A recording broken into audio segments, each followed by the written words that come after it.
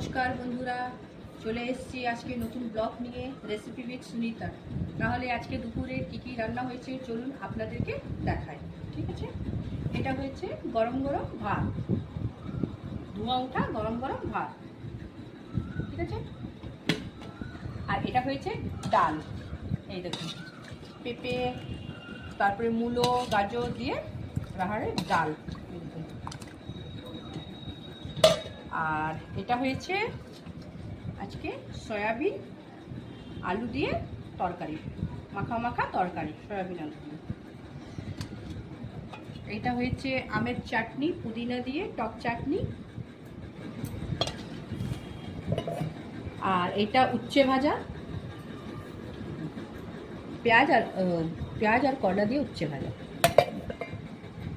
এটা হচ্ছে রায়তা, লাউ দিয়ে দই দিয়ে, লাউ দই দিয়ে রায়তা, টক টক, খেতে ভীষণ ভালো লাগে।